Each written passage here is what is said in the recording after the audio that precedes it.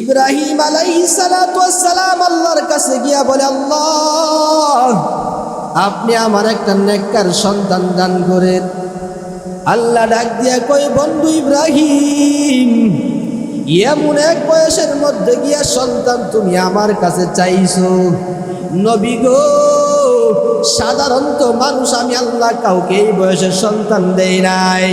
মানুষ এই বয়সে যাওয়ার পরে বুড়া বয়সে আল্লাহর কাছে মানুষ সন্তান চাই না, কিন্তু আল্লাহর পয়গম্বর ইব্রাহিম আল্লাহর কাছে গিয়া কয়, আল্লাহ আপনি আমার একটা নেককার সন্তান দিয়া দেন।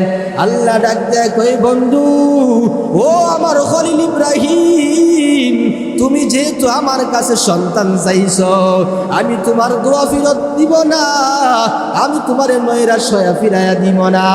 ও আমার পয়গম্বর ইব্রাহিম, তুমি সুসংবাদ বয়ালো, ফাবাশশারনাহু বিগুলামিন হালিম। আল্লাহ ডাক দিয়া কয়, পয়গম্বর ইব্রাহিম, তুমি আমার কাছে নেককার সন্তান চাইছো, আমি আল্লাহ তোমার নেককার সন্তানের সুসংবাদ দিয়া দিলাম। তবে আমি যে তোমার সন্তান দিব, তোমারে কয়েকটা কঠিন পরীক্ষা করব। যেমন পরীক্ষা আমি আল্লাহ করেছিলাম নমরুদের আগুনের মধ্যে ফেলাইয়া। ইব্রাহিম আল্লাহর দাওয়াত দেয়, নমরুদ এটা মানতে পারে নাই। ইব্রাহিম নমরুদের মূর্তির বিরুদ্ধে কথা বলে, ইব্রাহিম এইটা বরদাস্ত করতে পারে নাই। ওই নমরুদা ডাক দিয়া কয় ইব্রাহিমকে, এ আজর তোমার ছেলেকে নিষেধ করো, সে যেন আল্লাহর দাওয়াত না দেয়। আজর গিয়া কয়, সন্তান রে, আল্লাহর দাওয়াত তুমি দিও না। এইবার ইব্রাহিম ডাক দিয়া কয়, বাবা এক আল্লাহর দাওয়াত দিয়ে যাব, যদি নমরুদ আমাকে কতল করে ফেলে, আগুনে জ্বালা দে, বাবা আমি আল্লাহর দাওয়াত বন্ধ করব না। ইব্রাহিম আল্লাহর দাওয়াত দিতেছে, নমরুদের রাগ উঠতেছে। নমরুদ ঘোষণা দিয়া দিল, ইব্রাহিমকে আমি আগুনে জ্বালাইয়া দিব। নমরুদ অর্ডার করে দিল, এ আমার বাহিনীর দল, তোমরা বিভিন্ন জায়গা থেকে লাকড়ি সংগ্রহ করতে থাকো। এমন এক পর্যায়ে কিতাবের মধ্যে লেখা হয়, 1 মাস যাবত লাকড়ি সংগ্রহ করলেন। এত বিশাল বড় একটা ঘর বানাইছে, ওই ঘরের মধ্যে লাকড়ি জমা করিয়া এত কঠিন ভয়ঙ্কর আগুন জ্বালাইছে। ইব্রাহিম ডাক দিয়া কয়, তোমার এই আগুনকে আমি ভয় পাই না, আমি আল্লাহর জন্য মরতে রাজি আছি, জীবন দিতে প্রস্তুত। নমরুদ আগুন ধরাইছে, ইব্রাহিম আগুনের ভয় পাই নাই। এক পর্যায়ে নমরুদ যখন ইব্রাহিমকে আগুনে ফেলে দিবে, নমরুদ ডাক দিয়া কয়, ইব্রাহিমের শরীর থেকে জামাগুলো কইলা দাও। আল্লাহর বড় পরীক্ষা, আল্লাহর কঠিন পরীক্ষার মধ্যে ইব্রাহিম পয়রা গেছে। যখন নমরুদ ইব্রাহিমের জামা টান দিবে, ওই সময় ইব্রাহিম আল্লাহর কাছে ডাক দিয়া কয়, ও আমার মালিক, তুমি আমার ইজ্জতের প্রতি আঘাত দিও না আল্লাহ, তুমি আমার ইজ্জতের হেফাজত করো। কিতাবের মধ্যে লেখা হয়, যখন নমরুদ ইব্রাহিমের জামায় ধরা টান দিয়া দিছে, আল্লাহ পাক জিব্রাইলকে ডাক দিয়া কয়, জিব্রাইল যাও, জিব্রাইল জলদি করিয়া যাও, জান্নাত থেকে পোশাক নিয়া আমার খলিলকে তুমি জান্নাতি পোশাক পরায়া দাও। জিব্রাইল ডাক দিয়া কয়, জামাই টান দিব, ওই সময় আল্লাহ পাক আমার অর্ডার দিছে, আমি জান্নাত থেকে জামা নিয়া কাপড় নিয়া ইব্রাহিমকে জান্নাতি পোশাক পরায়া দিলাম। এবার যখন ইব্রাহিমকে আগুনে ফেলবে, এবার জিব্রাইল ডাক দিয়া কয়, ইব্রাহিম তুমি যদি অনুমতি দাও, আমি ওই আগুন থেকে তোমাকে বাঁচায়া দিব। এবার ইব্রাহিম নবী ডাক দিয়া কয়, না না না। এবার ইব্রাহিম নবী জিব্রাইলকে প্রশ্ন করলেন, ওরে জিব্রাইল, আমি আগুনে ঝাঁপ দিব, আমার মাওলা দেখেন কিনা বিনা দেখেন, যদি আমার আল্লাহ আমাকে দেখেন, আমার আল্লাহ যদি আমার না বাঁচায়, আর আমার আল্লাহ যদি চাই আমি আগুনে ঝাঁপ দিতে, আমি ইব্রাহিম একবার নই 1000 বার আগুনে ঝাঁপ দিয়া দিমু। ও জিব্রাইল, না না না, তোমার আগুন নিবা জিমাইতে হবে না। মিকাইলে কি প্রশ্ন করে না জিমাই أرسله الله تعالى بالحق بشيرا ونذيرا وداعيا إلى الله بإذنه وسراجا منيرا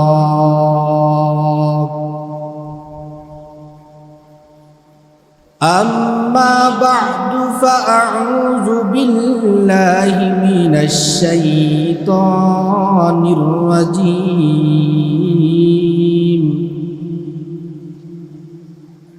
بسم الله الرحمن الرحيم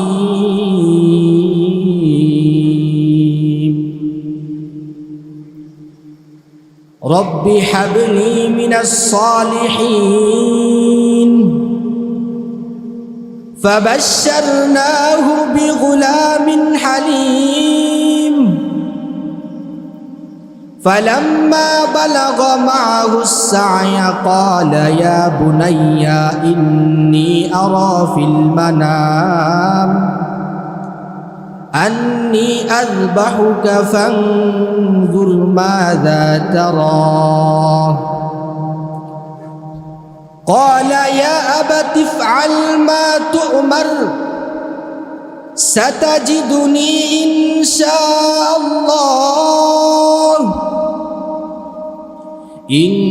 شاء الله من الصابرين.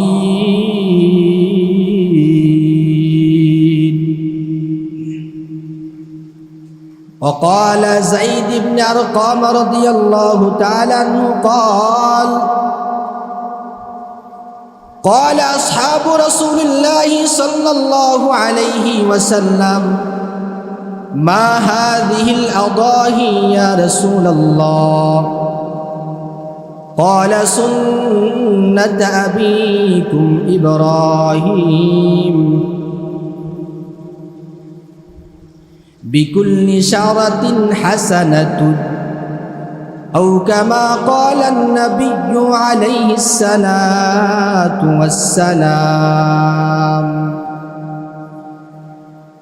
صدق الله المولانا العظيم وصدق رسوله النبي الأمي الكريم ونحن على ذلك لمن الشاهدين والشاكرين والحمد لله رب العالمين.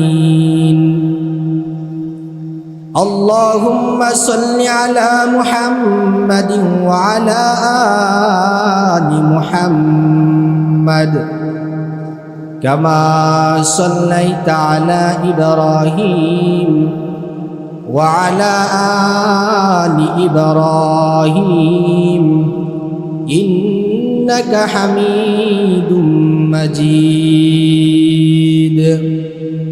اللهم بارك على محمد وعلى آل محمد كما باركت على إبراهيم وعلى آل إبراهيم إنك حميد مجيد. محمد نے آکر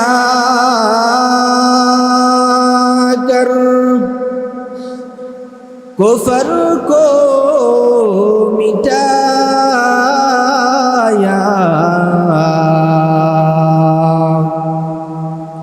کفر کو مٹا کر صداقت بتایا لا الہ الا اللہ لا الہ الا اللہ لا الہ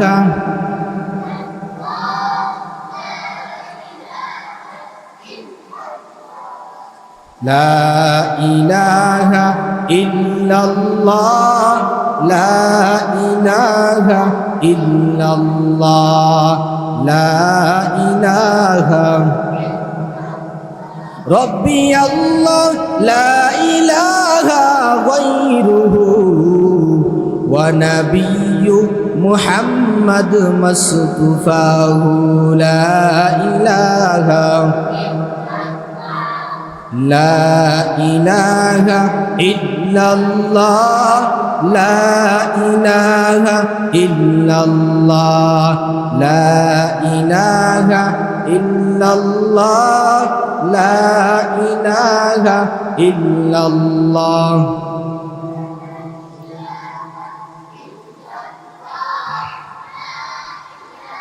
লা ইলাহা ইল্লাল্লাহু মুহাম্মাদুর রাসূলুল্লাহ। उल्फत में बराबर के वफा हो के जफा हो, उल्फत में बराबर के वफा हो के जफा हो, हर चीज में लज्जत है अगर दिल में मजा हो, हर चीज में लज्जत है अगर दिल में मजा हो। ऐ बंदाए खुदा चाहोगा उनकी मुलाकात, ऐ बंदा है खुदा चाहोगा उनकी मुलाकात, जल्दी से बैठे से न हज़रत की नसीहत, जल्दी से बैठे से न हज़रत की नसीहत। अल्हम्दुलिल्लाह, মহান মালিকের দরবারে অসংখ্য গণিত শুকরিয়া যে আল্লাহ তাআলা পবিত্র মাস জিলহজ মাসের প্রথম জুমায় আল্লাহ পাক আপনাকে আমাকে আসার বসার, আমাকে কিছু কথা বলার যে তৌফিকটুকু দান করেছেন, সেই জন্য সেই রবের দরবারে মহব্বত একবার কালিমাতুশ শুকরিয়া আদায় করে আলহামদুলিল্লাহ।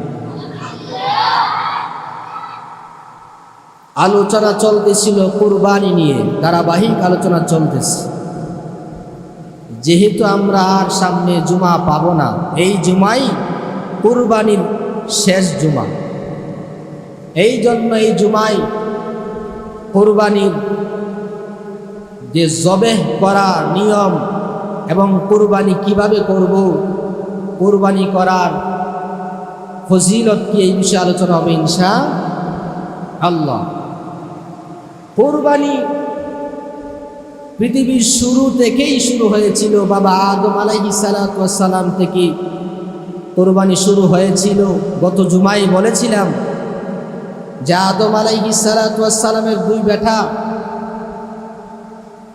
হাবিল এবং কাবিল, উনাদের মাধ্যমে আল্লাহ তাআলা কুরবানির সূচনা করেছিল। ওই সময় কুরবানির নিয়ম ছিল ভিন্ন, কিন্তু এখনকার সময়ে নিয়মটা হলো ভিন্ন। যাই হোক, আমি আপনাদের সম্মুখে কালামুল্লাহ শরীফ থেকে একখানা আয়াতে কারিমা তেলাওয়াত করলাম। আমার তেলাওয়াতকৃত আয়াতকে সামনে রেখে কিছু কথা বলবো। মা তৌফিক ইল্লা বিল্লাহ। আল্লাহ তাআলা হযরত ইব্রাহিম আলাইহিস সালাতু ওয়াস সালামকে কয়েকটি পরীক্ষা করেছিল। ইব্রাহিম আল্লাহর পয়গম্বর, প্রতিটা পরীক্ষার মধ্যেই পাস করেছিল। এর ভিতর একটা পরীক্ষা হলো ইব্রাহিম আলাইহিস সালাতু ওয়াস সালাম যখন এমন এক বয়সে গেছে, তাফসীরের কিতাবের মধ্যে লেখা হয় ইব্রাহিম আলাইহিস সালাতু ওয়াস সালাম 82 বছর, এরপরে আপনার 99 বছর বয়সে আল্লাহর কাছে গিয়ে একটা দোয়া করেছিলেন, যেই দোয়াটা আল্লাহ তাআলা কবুল করেছিলেন। ইব্রাহিম আলাইহিস সালাতু ওয়াস সালাম আল্লাহর কাছে বলেছিলেন, আল্লাহ রব্বি হাবলি মিনাস সালিহিন, ও আল্লাহ আপনি আমার একটা নেক সন্তান দান করেন। আল্লাহ তাআলা তখন বলেন, ও আমার দুষ্ট, তুমি যে এমন এক বয়সে গিয়া আমার কাছে সন্তান চাইছো, সাধারণত স্বাভাবিকভাবে মানুষ যখন 80 উপরে অথবা 90 বয়সে যায়, বলেন তো ওই সময় কি আল্লাহর কাছে কেউ সন্তান চায়? হ্যাঁ, আশা থাকে সন্তান দিবে আল্লাহ, আশা থাকে না, মানুষ একবার নৈরাশ হয়ে যায়। কিন্তু ইব্রাহিম আল্লাহর পয়গম্বর ওই সময় আল্লাহর কাছে দোয়া করেছিলেন, রব্বি হাবলি মিনাস সালিহিন। ইব্রাহিম আলাইহিস সালাতু ওয়াস সালাম আল্লাহর কাছে গিয়া বলে, আল্লাহ আপনি আমার একটা নেককার সন্তান দান করেন। আল্লাহ ডাক দিয়া কই, বন্ধু ইব্রাহিম, এমন এক বয়সের মধ্যে গিয়া সন্তান তুমি আমার কাছে চাইছো। নবী গো, সাধারণত মানুষ, আমি আল্লাহ কাউকে এই বয়সে সন্তান দেই নাই। মানুষ এই বয়সে যাওয়ার পরে বুড়া বয়সে আল্লাহর কাছে মানুষ সন্তান চাই না। কিন্তু আল্লাহর পয়গম্বর ইব্রাহিম আল্লাহর কাছে গিয়া কয়, আল্লাহ আপনি আমার একটা নেককার সন্তান দিয়া দেন। আল্লাহ ডাক দেয় কই, বন্ধু ও আমার খলিল ইব্রাহিম, তুমি যেহেতু আমার কাছে সন্তান চাইছো, আমি তোমার দোয়া ফিরত দিব না, আমি তোমার নৈরাশ হয়ে ফিরাইয়া দিব না। ও আমার পয়গম্বর ইব্রাহিম, তুমি সুসংবাদ বয়ালো, ফাবাশশারনাহু বিগুলামিন হালিম। আল্লাহ ডাক দিয়া কয়, পয়গম্বর ইব্রাহিম, তুমি আমার কাছে নেককার সন্তান চাইছো, আমি আল্লাহ তোমার নেককার সন্তানের সুসংবাদ দিয়া দিলাম। তবে আমি যে তোমার সন্তান দিব, তোমারে কয়েকটা কঠিন পরীক্ষা করব। যেমন পরীক্ষা আমি আল্লাহ করেছিলাম নমরুদের আগুনের মধ্যে ফেলাইয়া। ইব্রাহিম আল্লাহর দাওয়াত দেয়, নমরুদ এটা মানতে পারে নাই। ইব্রাহিম নমরুদের মূর্তির বিরুদ্ধে কথা বলে, ইব্রাহিম এইটা বরদাস্ত করতে পারে নাই। ওই নমরুদা ডাক দিয়া কয় ইব্রাহিমকে, এ আজর তোমার ছেলেকে নিষেধ করো, সে যেন আল্লাহর দাওয়াত না দেয়। আজর গিয়া কয়, সন্তান রে, আল্লাহর দাওয়াত তুমি দিও না। এইবার ইব্রাহিম ডাক দিয়া কয়, বাবা এক আল্লাহর দাওয়াত দিয়ে যাব, যদি নমরুদ আমাকে কতল করে ফেলে, আগুনে জ্বালা দে, বাবা আমি আল্লাহর দাওয়াত বন্ধ করব না। ইব্রাহিম আল্লাহর দাওয়াত দিতেছে, নমরুদের রাগ উঠতেছে। নমরুদ ঘোষণা দিয়া দিল, ইব্রাহিমকে আমি আগুনে জ্বালাইয়া দিব। নমরুদ অর্ডার করে দিল, এ আমার বাহিনীর দল, তোমরা বিভিন্ন জায়গা থেকে লাকড়ি সংগ্রহ করতে থাকো। এমন এক পর্যায়ে কিতাবের মধ্যে লেখা হয়, 1 মাস যাবত লাকড়ি সংগ্রহ করলেন। এত বিশাল বড় একটা ঘর বানাইছে, ওই ঘরের মধ্যে লাকড়ি জমা করিয়া এত কঠিন ভয়ঙ্কর আগুন জ্বালাইছে। ইব্রাহিম ডাক দিয়া কয়, তোমার এই আগুনকে আমি ভয় পাই না, আমি আল্লাহর জন্য মরতে রাজি আছি, জীবন দিতে প্রস্তুত। নমরুদ আগুন ধরাইছে, ইব্রাহিম আগুনের ভয় পাই নাই। এক পর্যায়ে নমরুদ যখন ইব্রাহিমকে আগুনে ফেলে দিবে, নমরুদ ডাক দিয়া কয়, ইব্রাহিমের শরীর থেকে জামাগুলো কইলা দাও। আল্লাহর বড় পরীক্ষা, আল্লাহর কঠিন পরীক্ষার মধ্যে ইব্রাহিম পয়রা গেছে।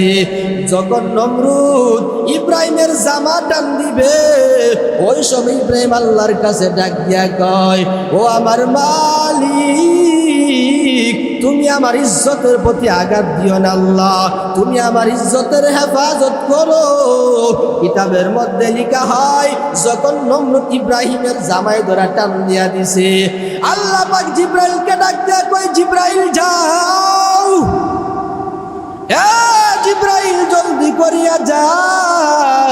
জান্নাত থেকে পোশাক নিয়া আমার খলিলকে তুমি জান্নাতি পোশাক পরায় দাও। জিব্রাইল ডাক দিয়া কয়, জামাই টান দিব ওই সময় আল্লাহ পাক আমার অর্ডার দিছে, আমি জান্নাত থেকে জামা নিয়া কাপড় নিয়া ইব্রাহিমকে জান্নাতি পোশাক পরায়া দিলাম।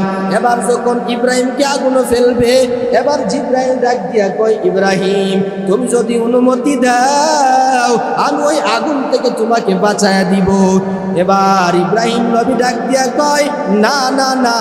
এবার ইব্রাহিম নবী জিব্রাইলকে প্রশ্ন করলেন, ওরে জিব্রাইল আমি না আগুনে ঝাঁপ দিব, আমার মাওলা দেখেন কিনা বিলে দেখেন, যদি আমার আল্লাহ আমাকে দেখেন, আমার আল্লাহ যদি আমার না বাঁচায় আর আমার আল্লাহ যদি চায় আমি আগুনে ঝাঁপ দিতে, আমি ইব্রাহিম একবার নই 1000 বার আগুনে ঝাঁপ দিয়া দিমু। ও জিব্রাইল না না না, তোমার আগুন নিভাইতে হবে না। মিকাইলে কি প্রশ্ন করে, না নিভাইতে হবে না। ইব্রাহিমকে যখন আগুনে ফেলে দিল, সাথে সাথে আল্লাহ পাক আগুনের উপর নোটিশ জারি করে দিল। আল্লাহ পাক ডাক দিয়া কয়, আগুন বলো তোমারে ক্ষমতা দিছে কে? বিলা আপনি আল্লাহ। যদি আমি তোমারে ক্ষমতা দিয়ে থাকি আমার ইব্রাহিমের একটা পশমের জন্য কোনো ক্ষতি না হয়। ইব্রাহিম আগুনে ঝাঁপ দিছে, এত কঠিন আগুন, এত ভয়ঙ্কর আগুন, আগুনের মধ্যে ঝাঁপ দেওয়ার সাথে সাথে আগুন এত সুন্দর আরামদায়ক জায়গা হয়ে গেছে। ইব্রাহিম আগুনের মধ্যে ঝাঁপ দিয়া দিছে, অনেকক্ষণ হয়ে গেল। এবার নমরুদ ডাক দিয়া কই, দেখি আগুনের মধ্যে ইব্রাহিম কি অবস্থায় আছে। নমরুদ উপরে উঠছে, ওইটা দেখি ইব্রাহিম আগুনের মধ্যে সুস্থ অবস্থায় আছে, একটা পশম পুরাই নাই। এবার নমরুদ ডাক দিয়া কয়, এ আগুন তোমার ভিতরে কি কোনো খবর ক্ষমতা নাই? আগুন তোমার কি কোনো পাওয়ার নাই? এইবার আগুন ডাক দিয়া কয়, এ নমরুদ তুই একবার আমি আগুনের প্রতি হাত দিয়া দেখ, আমি আগুনের কি পাওয়ার তুমি টের পায়া যাইবা। আল্লাহ পাকের অর্ডারে আগুন ইব্রাহিমের একটা পশমের কোনো ক্ষতি করে নাই। ইতিহাসের কিতাবে লেখা হয়, যখন ইব্রাহিম আলাইহিস সালাতু ওয়াস সালামকে প্রশ্ন করা হয়েছে, ও ইব্রাহিম দুনিয়ার মধ্যে তুমি সবচেয়ে আরাম এবং শান্তিতে কোন অবস্থায় ছিলা? এবার ইব্রাহিম নবী ডাক দিয়া কয়, আগুনে থাকা অবস্থায় আমি যে শান্তি পাইছিলাম বাকি জিন্দেগিতে আমি এত শান্তি পাই নাই। কঠিন পরীক্ষা ইব্রাহিমের, যখন আল্লাহর কাছে সন্তান চাইছে, আল্লাহ একটা সন্তান দেও, রব্বি হাবলি মিনাস সালিহিন, ও আমার পরওয়ারদিগার আমার একটা নেককার সন্তান দিয়া দেয়। সাথে সাথে আল্লাহ জানায়া দিলেন, ফাবাশশারনাহু বিগুলামিন হালিম, ও আমার পয়গম্বর ইব্রাহিম তুমি একটা নেককার সন্তানের সুসংবাদ লইয়া নাও। হালিম মানে হইল ধৈর্যশীল সন্তানের সুসংবাদ নিয়ে নাও। আল্লাহ পাক ইব্রাহিমকে সন্তান দিছে 70-80 বছর বয়সে। যদি আল্লাহ কারো একটা ছেলে দেয় অথবা মেয়ে দেয়, সে কতটুকু আনন্দিত হবে। আমাদের যাদের সন্তান আছে, ছেলে মেয়ে আছে, আমরা জানি, তাই না? একটা মেয়ের যে কতটুকু মায়া, একটা ছেলের যে কতটুকু মায়া। আপনারা হয়তো বা দেখেছেন যে মিরপুরে যে একটা ঘটনা ঘটেছিল, ওই রামিসা একটা ছোট্ট নিষ্পাপ একটা মেয়ে, কি সুন্দর একটা মেয়ে, বাবার একমাত্র কলিজার টুকরা ওই রামিসাকে যখন মা বাসায় রেখে অন্য বাসায় একটু গেছে, এক কুলাঙ্গার জানোয়ারের বাচ্চা ওই রামিসাকে ঘর থেকে টান মেরে তার ঘরে ঢুকাইয়া ছোট্ট 8 বছর